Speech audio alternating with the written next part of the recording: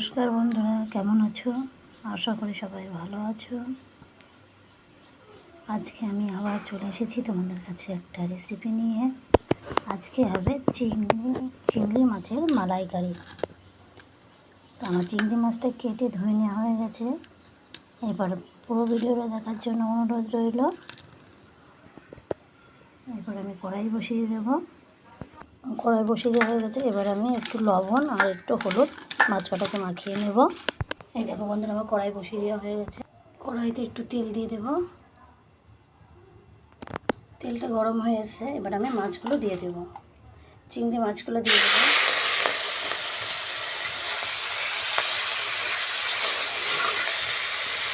দেখুন চিংড়িগুলো ভাজা হয়ে গেছে, আর চিংড়িগুলো দিয়ে দেব। মাছগুলো ভেজে তুলে নেওয়া হয়ে গেছে। এবার আমি একটা মিক্সার জার নেব। কী কী মশলা লাগছে তোমাদের দেখাচ্ছি। দেখো বন্ধুরা, আমি একটা মিক্সার জার নিয়ে নিয়েছি।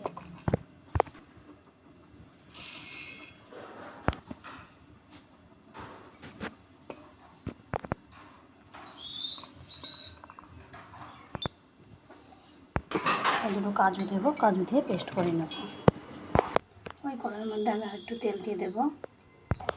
দুটো শুকনো লঙ্কা ফোড়ন দেবো। এরপর আমি লবঙ্গ, দারচিনি, এলাচ দিয়ে দেবো।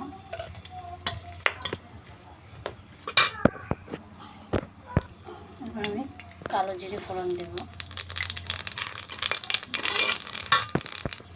এরপর আমি এই যে বেটে রাখা এই পেস্টটার মধ্যে দেবো।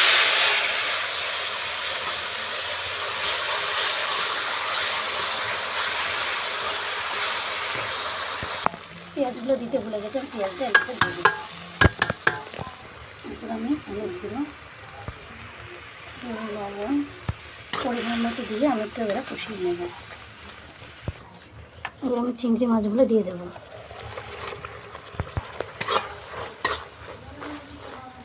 এবার আমি 1 কাপ গরুর দুধ দিয়ে দেবো।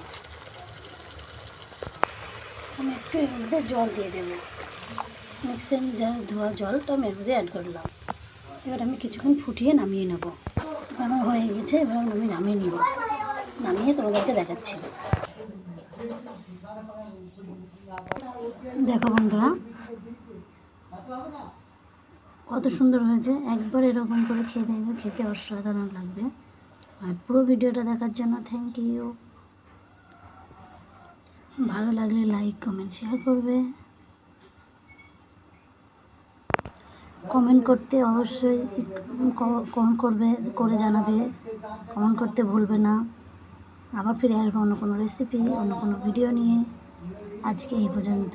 ধন্যবাদ।